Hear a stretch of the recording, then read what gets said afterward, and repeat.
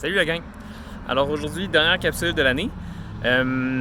J'étais supposé de faire une capsule, si vous vous souvenez bien, sur les violences sexuelles et je trouvais ça vraiment très plate de terminer l'année avec une capsule de si grave, si difficile à écouter, si importante. Je le conçois très bien, elle est vraiment importante cette capsule-là.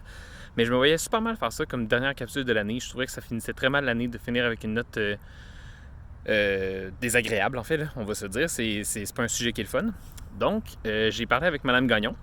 Et l'année prochaine, en début d'année, durant le mois de septembre, je vais venir faire cette capsule-là en classe avec vous, en fait, et avec Madame Gagnon dans votre cours de théâtre. Étant donné que c'est quelque chose de super important, je me vois vraiment mal de ne pas le faire, donc il faut que je le fasse. C'est vraiment important que je le fasse avec vous. Sauf que on va s'arranger pour le faire en vrai. Ça va être beaucoup plus pertinent que je le fasse en vrai avec vous. Vous allez pouvoir me poser vos questions, vous allez pouvoir me poser vos interrogations, vos craintes, mais on va faire ça en vrai, avec Madame Gagnon. Madame Gagnon va être là aussi. Donc, vous allez pouvoir poser des questions aussi avec elle. Ça va être plus interactif. Vous allez avoir aussi un point de vue féminin, un point de vue masculin. Ça peut être super important et intéressant dans le cadre de ce genre de sujet-là. Donc, aujourd'hui, à la place de faire cette dernière capsule-là, ça va être une capsule de fin d'année. Donc, ça va être une capsule de mots de la fin avec vous. Je vais récapituler un peu ce qu'on a vu cette année avec vous, que vous voyez le chemin que vous avez fait. Puis c'est ça, après ça, on va se dire bon été. Donc, en gros, ce qu'on a vu cette année en santé sexualité, on a vu beaucoup tout ce qui était par rapport à l'hypersexualisation. Donc, on a commencé l'année avec ça. On a commencé avec l'hypersexualisation au début d'année, avec si vous vous souvenez bien, avec la publicité versus la pornographie. Vous deviez essayer de deviner qu'est-ce que c'était, si c'était une pub ou si c'était de la porno. Là. Puis vous aviez été assez bon, en fait, dans cette capsule-là, si je me souviens bien. Là.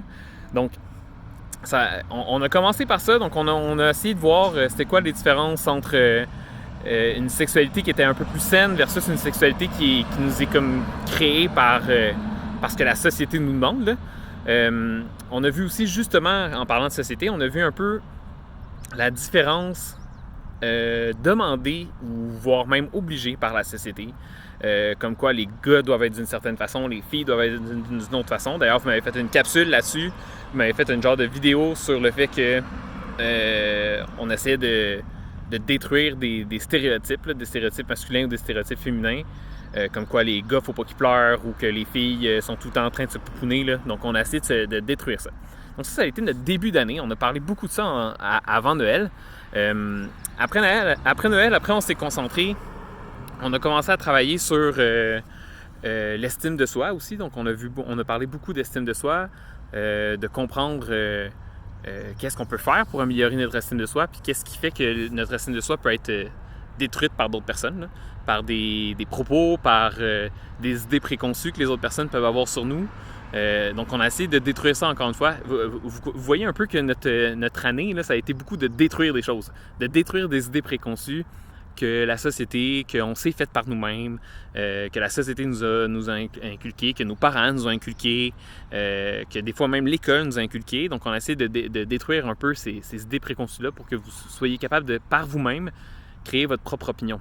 C'est un peu ça mon but cette année, de vous donner tous les outils nécessaires pour que vous soyez capable de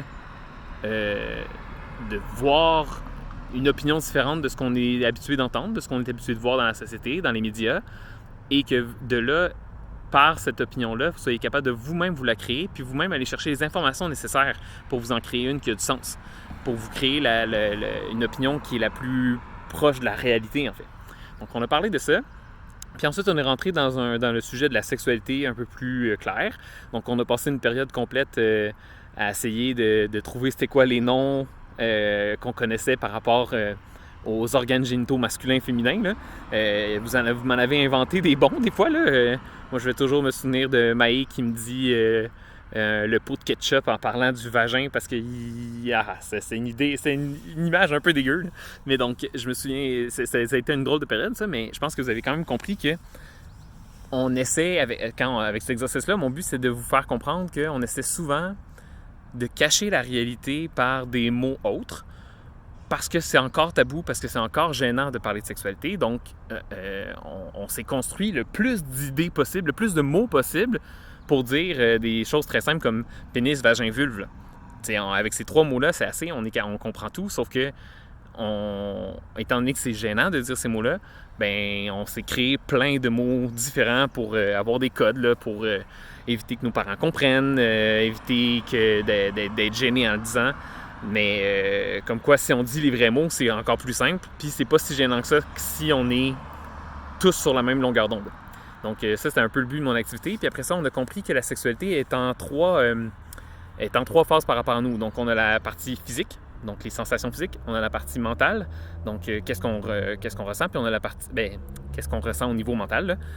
Les images, les fantasmes, des choses comme ça, les fétichismes.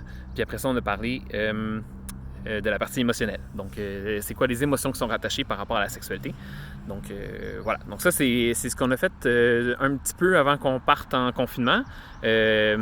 Après ça, on a manqué des cours ensemble. On a manqué un autre cours ensemble. Puis après ça, le troisième cours qu'on aurait dû parler de ça, il y a eu c'était la journée du 12 mars que là, tout le monde a appris qu'on partait en confinement. Fait qu'on n'a jamais parlé de sexualité. On a juste parlé de confinement. Donc, voilà. Donc ça, on est rendu au 12 mars. Puis après ça, dans mes capsules, là, on a continué à parler un peu de sexualité. Donc, on a revu les maladies transmises sexuellement, on a vu les moyens de protection. On se rappelle que les moyens de contraception, le seul qui nous protège contre les maladies et contre le fait d'avoir un enfant, de tomber enceinte, c'est le condom. Si vous n'êtes pas tout à fait sûr de comment le mettre, je vous rappelle que ma capsule, elle existe toujours sur YouTube. Moi, je vous conseille d'aller la voir. Surtout que là, c'est l'été qui arrive. Peut-être que durant l'été, vous allez faire des connaissances avec une autre personne, puis peut-être que cet été, ça va être votre première fois. Ça peut arriver, vous êtes rendu à son R3, c'est quelque chose de possible. C'est aussi quelque chose qui n'est pas nécessairement possible pour vous, puis c'est correct, là. Il n'y a pas de stress à avoir votre première fois en cet été, là. Je vous rappelle que l'âge moyen, c'est en secondaire 5. Fait que vous êtes encore loin de l'âge moyen. Si vous vous sentez pas prêt, il n'y a vraiment pas de stress. Mais si vous vous sentez prêt, ça peut être bien de peut-être aller revoir la vidéo, juste comment on fait pour mettre le condom, juste pour être sûr, puis pratiquez-vous. Ça va toujours rester la meilleure chose à faire, là, de se pratiquer avant une première fois, gars comme fille, là, d'aller vous acheter une petite boîte de condoms à 3$ à la pharmacie qui va avoir 4 condoms dedans. Puis pratiquez-vous les gars sur vous-même, puis les filles sur une banane, là, juste pour être sûr que vous soyez prêts à faire ça s'il faut. Donc voilà. Puis après ça, on est rentré dans les sujets du consentement. Donc je vous rappelle que le consentement doit toujours être libre et éclairé. Okay? Un consentement libre et éclairé, c'est quoi? C'est un consentement qui, il n'y a pas eu d'abus, il n'y a pas eu d'obligation de consentement, puis que la personne, elle sait ce qu'elle fait. Okay? S'il y a consentement, tout va bien. Puis je vous rappelle que durant une relation sexuelle, c'est super facile d'aller rechercher le consentement à chaque fois qu'on fait quelque chose de nouveau, puis même sans faire quelque chose de nouveau, juste être sûr que l'autre personne avec qui on est en train de faire une relation sexuelle, qu'elle soit encore game de le faire. Il peut y avoir un changement durant la soirée, que la personne avec qui on est en train de le faire est plus à l'aise pour X raisons, puis ça lui appartient. Mais c'est quand même bien d'aller leur demander. Puis leur demander, c'est assez facile. Juste dire « ça va ». Puis pendant la relation sexuelle, là, tu t'arrêtes, tu la regardes, l'autre personne, puis tu dis « hey, ça va ». Puis là, si l'autre personne a fait « oui, continue », parfait. Il n'y a pas de problème, tu continues. Si l'autre personne, elle hésite, elle dit non, elle dit rien, c'est peut-être le moment d'arrêter, puis juste à ce moment-là, de confirmer avec elle qu'est-ce qui fait que ça va pas. Ça se peut qu'elle soit juste un peu mal à l'aise, puis là, tu vas la rassurer, l'autre personne, puis bon, parfait, il n'y aura pas de problème. Mais ça se peut aussi qu'elle a mal ou que finalement, elle n'a plus envie, puis c'est correct.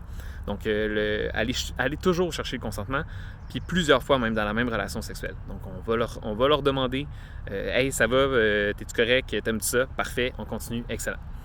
Donc, on a parlé de consentement. Et finalement, après, les deux dans la capsule, on parlait de la communauté LGBTQ+. Je sais que j'ai peut-être pas été non plus clair dans ces capsules-là, étant donné que ça aussi, c'est un sujet que j'aurais aimé mieux qu'on parle en vrai plutôt qu'en capsule. Probablement que ce que je préfère avec Mme Gagnon aussi, en venant en classe pour parler des violences sexuelles, je pourrais aussi reprendre le temps de revoir un peu la communauté LGBTQ+, parce que ça aussi, c'est un sujet qui est super important. D'ailleurs, j'ai lu plusieurs de vos réponses par rapport au fait si c'était important encore de faire de la sensibilisation par rapport à la communauté LGBT. La plupart, vous m'avez dit oui. Il y en a quelques-uns qui m'ont dit non, je pense que tout va bien maintenant, on n'est plus où est-ce qu'on était il y a 17 ans comme dans le reportage. Effectivement, là, ça, vous avez raison, on n'est plus comme il y a 17 ans, sauf qu'il y a encore beaucoup d'homophobie au Québec. L'homophobie, elle est rendue un peu plus cachée, je vous dirais, elle est plus aussi ouverte qu'elle était avant. Avant, l'homophobie, c'était assez facile, là. Un couple homosexuel qui se prenait dans la rue puis il pouvait se le faire dire en pleine face. Aujourd'hui, ça arrive moins. Il y a moins de chances qu'un couple homosexuel soit en danger en se prenant dans la rue, mais il va encore avoir des commentaires. Ça va marcher souvent comme ça, là, par commentaires un peu sous-jacents, là, en dessous, des petites craques qui vont être laissées, qui vont se faire aller. Donc, ça existe encore, donc il faut encore faire la sensibilisation par rapport à ça pour être sûr que la communauté LGBT puisse vivre aussi bien que n'importe qui d'autre. Donc voilà, c'est avec ça qu'on a terminé nos capsules. Donc là, je viens de faire un résumé à peu près là, de tout ce qu'on a vu durant l'année. Je dois vous dire maintenant que j'ai vraiment beaucoup apprécié vous enseigner. Vous avez été un groupe extraordinaire. Je ne pouvais pas tomber sur un meilleur groupe pour ma première fois que j'allais enseigner cette matière-là. Vous m'avez donné du jus, vous m'avez donné du feedback, vous participiez. C'était super le fun. J'ai vraiment beaucoup eu de plaisir avec vous. C'est une des raisons d'ailleurs pourquoi j'ai demandé à Mme Gagnon si je peux venir dans votre groupe l'année prochaine pour faire la capsule, parce que j'ai tellement eu de plaisir que je me suis dit, il faut que je continue avec ce groupe-là. Fait que si je peux aller me chercher une autre fois avec vous l'année prochaine, j'allais être super content. Puis on va pouvoir comme terminer cette boucle-là qu'on aurait dû terminer normalement en classe, mais qu'on n'a plus le temps. Donc, on va pouvoir faire ça en vrai ensemble l'année prochaine, en septembre, dans le cours de Mme Gagnon. Puis, je dois vous dire que c'est ça, j'ai vraiment trippé avec vous. Donc, je vous souhaite un excellent été, messieurs, dames. Prenez le temps de vous reposer, même si c'est déjà un peu commencé, mais prenez le temps de profiter du soleil, de revoir vos amis, parce que là, le déconfinement commence un peu plus, vous allez pouvoir revoir des gens pour vrai. Prenez le temps de le faire. Puis, un petit peu avant l'école, mi-août, recommencez à recharger vos batteries pour l'école. Puis, on se revoit en septembre. Fait que, voilà, messieurs, dames, je vous souhaite une excellente journée. Si vous voulez venir me parler, je vais être demain sur Zoom à 10h comme d'habitude. Donc, si vous voulez me dire un petit coucou, là, ça me ferait plaisir. Donc, je vais être là demain. Alors, bonne fin de journée, messieurs, dames, et bon été.